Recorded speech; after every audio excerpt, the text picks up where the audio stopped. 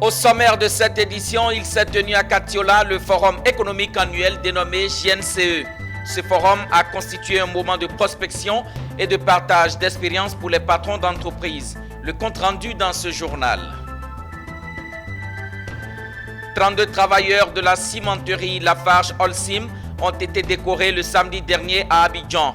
Une distinction en reconnaissance de leur service de qualité. Toujours dans cette édition, le MDE Business School a aussi célébré la 11e promotion du programme PMD à Abidjan. Une occasion spéciale où les managers d'entreprise et responsables d'administration ont reçu leur graduation.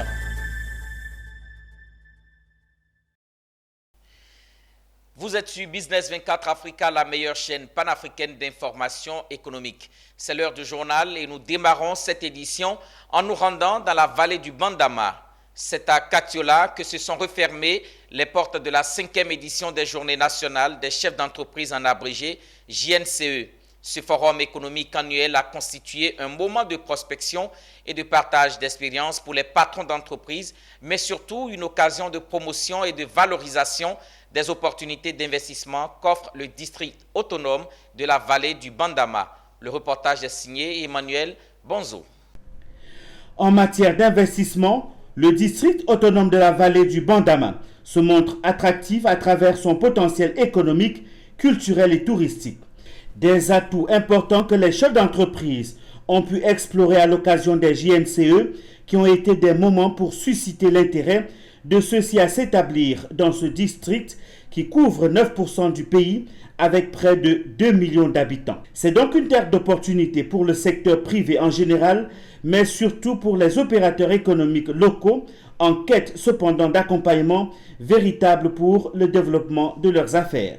Le secteur conquérant, c'est un secteur, c'est un homme d'affaires, c'est une femme d'affaires. Ce sont des personnes qui ne sont pas attentistes. Tout est à faire, mais tout est à faire à tous les niveaux, aussi bien au niveau de l'État qu'au niveau aussi des opérateurs économiques. On joue notre partition, on vient à l'information. On joue notre partition, on vient en exploration. Maintenant, il faut que les conditions idoines soient mises en place pour permettre aux uns et aux autres de s'installer.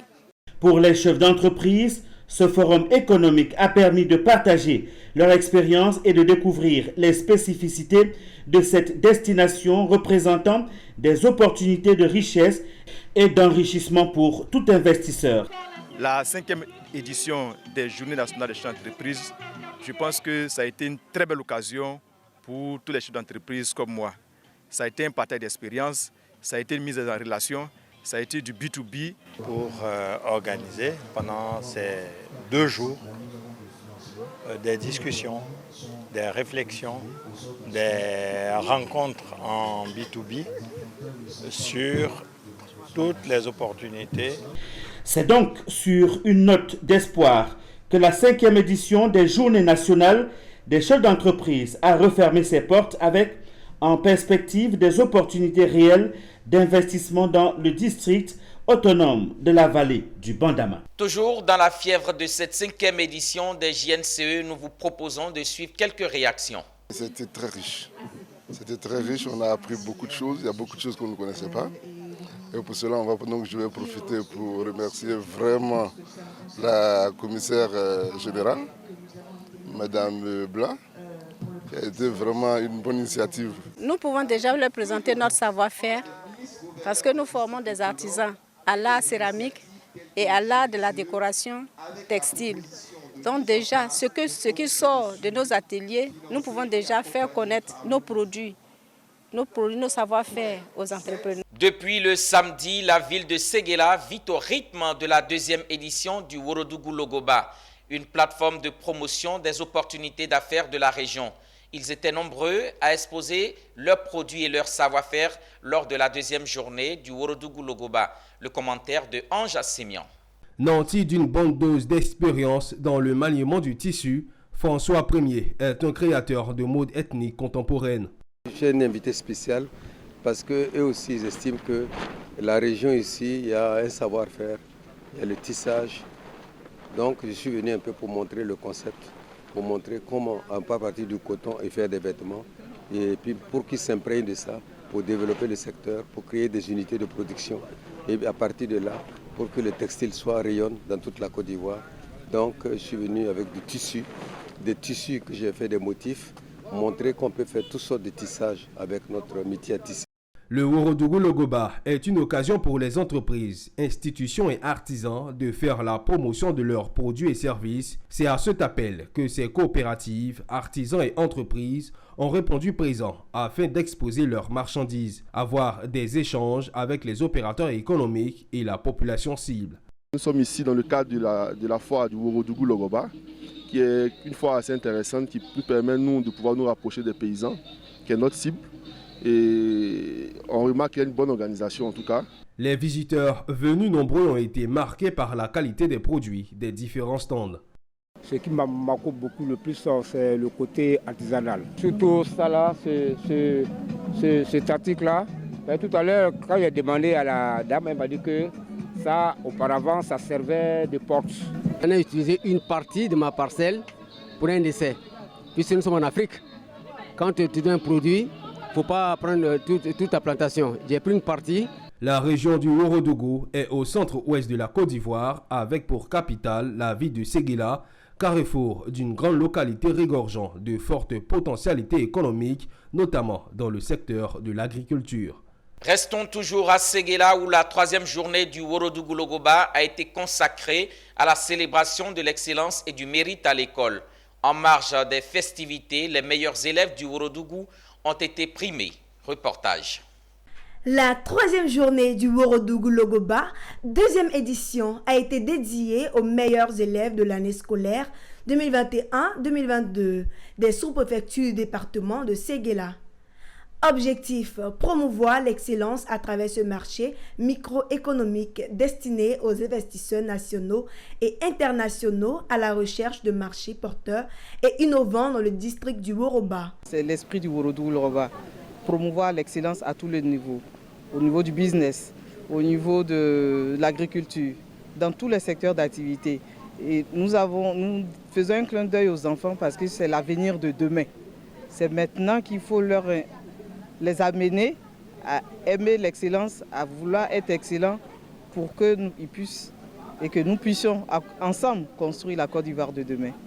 Ils ont obtenu des moyennes comprises entre 17 et 19 sur 20. Ces élèves du primaire et du secondaire n'ont pas manqué d'exprimer leur joie de recevoir ces kits scolaires. L'année dernière, j'étais au CM2, j'ai eu 17 de moyenne. Je tiens à remercier les organisateurs. J'invite les amis à étudier aussi pour avoir un prix comme moi. Je dis merci aux organisateurs, surtout Madame Bakayoko, d'avoir organisé un si bel événement. Et j'invite aussi mes camarades à étudier et à faire comme moi pour être demain primés comme moi. Le thème de cette 2e édition est commerce, investissement et délocalisation. Le Ourodougou Logoba, c'est aussi des expositions ventes, des ateliers de formation et des activités socio-culturelles. Ouvrons une parenthèse médias. Les journalistes et hommes de médias de Bouaké relancent les activités de leur union. Regroupés au sein de l'Union des journalistes de Bouaké, ils ont marqué cette reprise avec l'une des plateformes phares de leur organisation dénommée le Café de l'UJB. Pour ce retour, c'est donc Dr Kwaku Marcelin, directeur général des établissements Henri Poincaré de Bouaké, qui était l'invité de cet espace marquant la 5e édition du Café UJB. Après quelques mois d'inactivité en raison du Covid-19, l'Union des journalistes de Bouaké remobilise ses membres. Une relance de l'Union marquée par l'organisation de l'une de ses activités principales dénommée le Café de l'UJB. Pour cette reprise, l'invité était le docteur Kwaku Marcelin, directeur général des établissements Henri Poincaré de Bouaké. Acteur important dans le paysage éducatif de la région de Bouaké. Il faut avoir le courage de le dire, notre système éducatif est en difficulté. Et c'est d'ailleurs ce qui justifie que les États généraux s'organisent afin de trouver toutes les remédiations possibles. Donc c'est de cela qu'il s'est agi durant ces échanges, durant ces débats, autour du fait que dans un premier temps, notre école est malade. Il convient de chercher ou de rechercher en nous-mêmes, entre Ivoiriens, les solutions. Pour le vice-président de l'UJB, Soro Corona, Cette plateforme représente une activité majeure de l'Union. Son retour vient pour redynamiser cette organisation locale de journalistes en vue de contribuer au développement de la grande région de Guéké. Les jours et les mois à venir, on aura ce type de rencontre qui permet aux personnes, aux invités, de débattre d'un sujet d'intérêt national.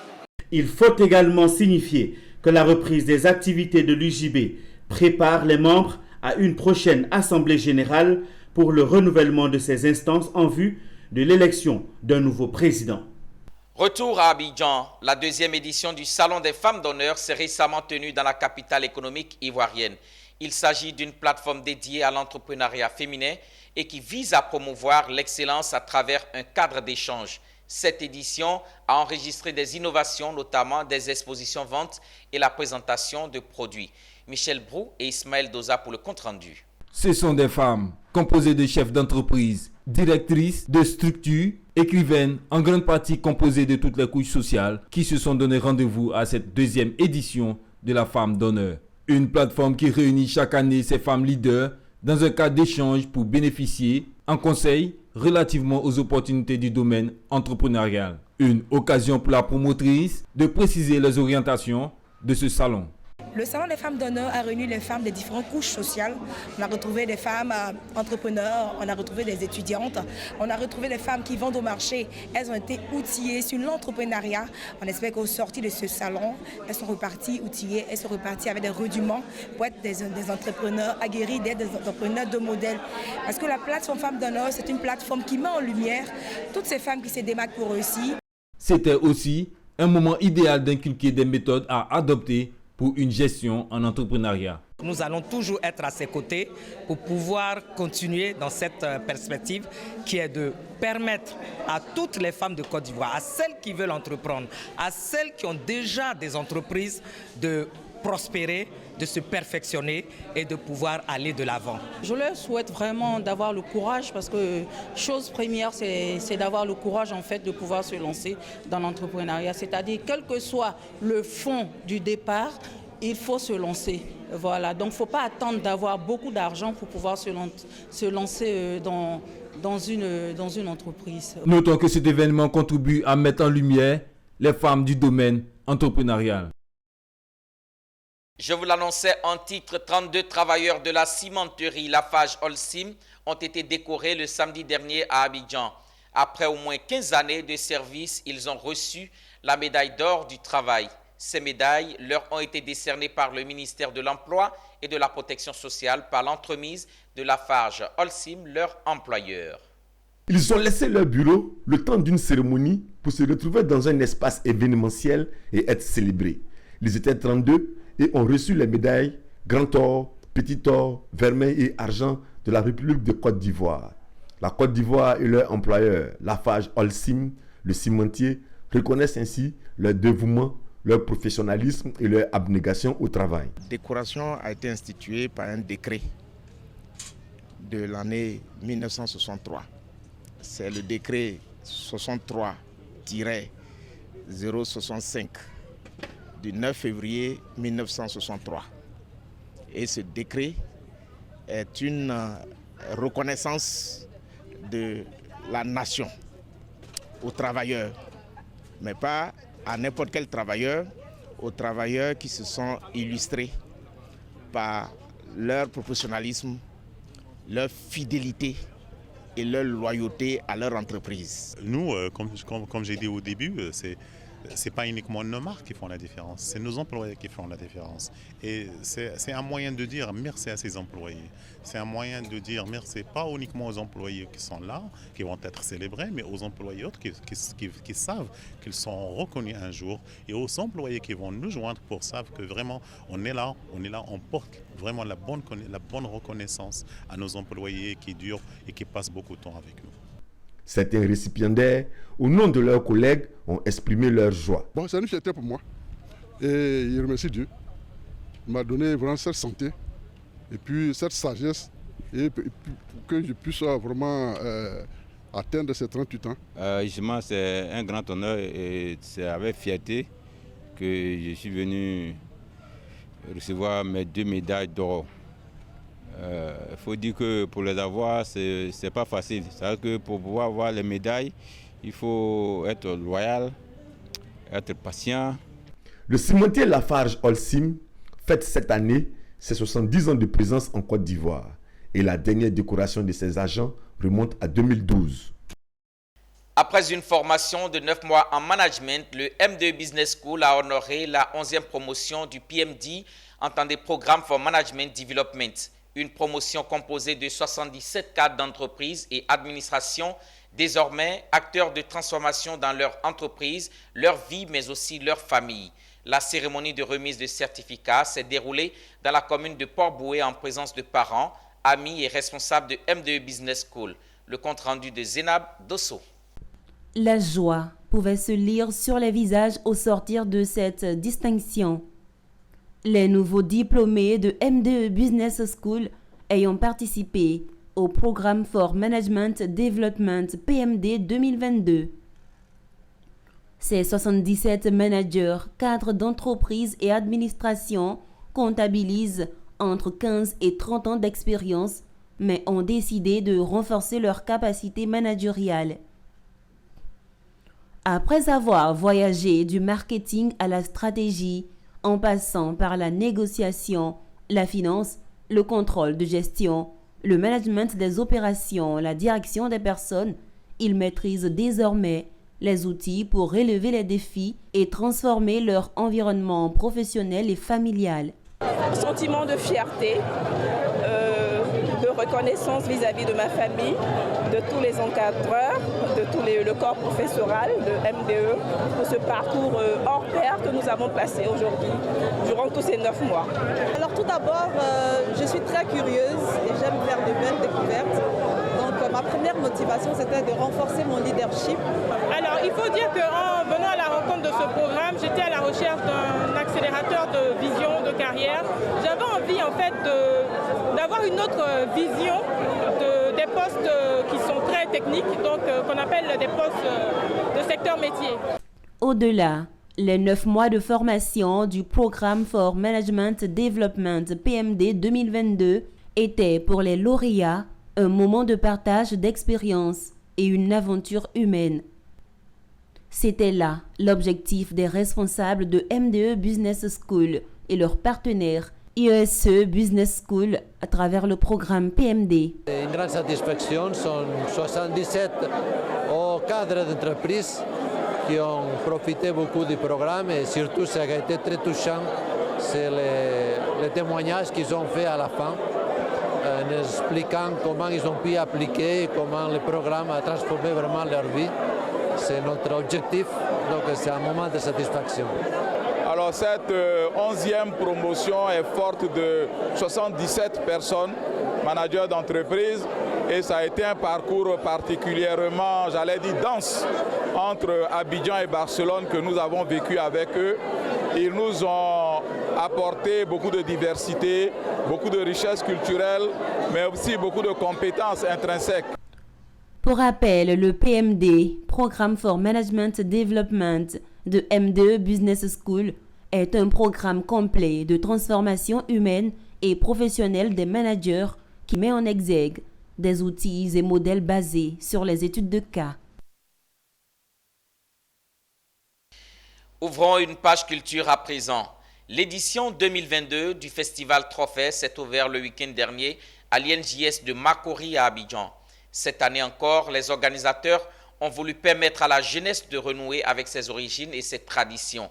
Introduit pour la première fois à Accra au Ghana, le Festival Trophée est un événement gastronomique, multiculturel et multidimensionnel qui fait la promotion des valeurs culturelles et de l'héritage culinaire à travers des expositions et des compétitions gastronomiques. Cette 4e édition avait pour thème « Jeunesse ivoirienne face à la culture traditionnelle ».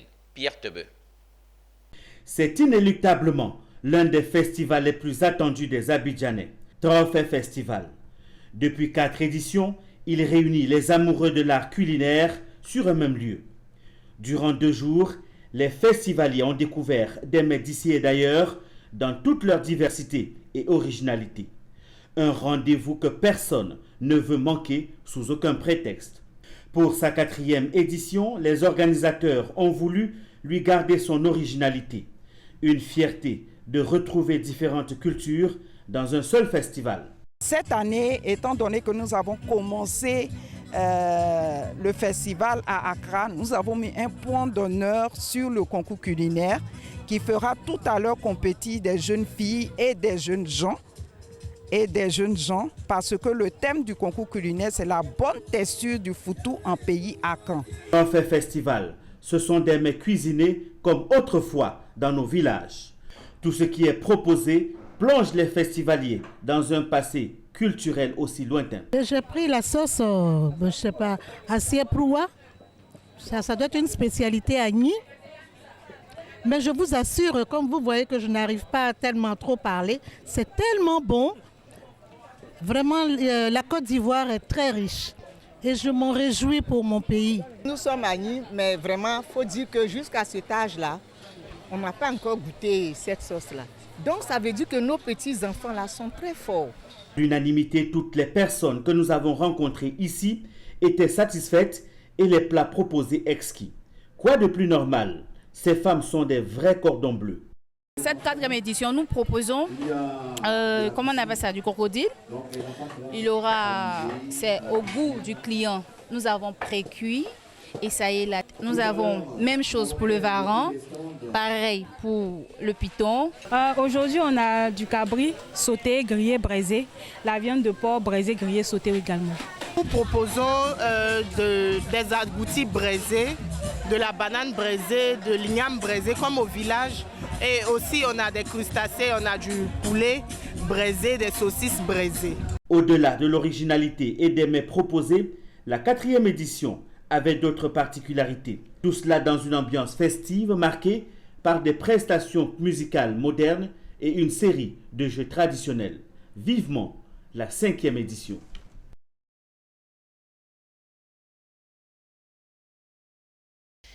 Voilà, nous arrivons à la fin de ce journal qui vous a été proposé par l'ensemble de la rédaction. On se retrouve dans les prochaines éditions sur Business 24 Africa, la télé utile.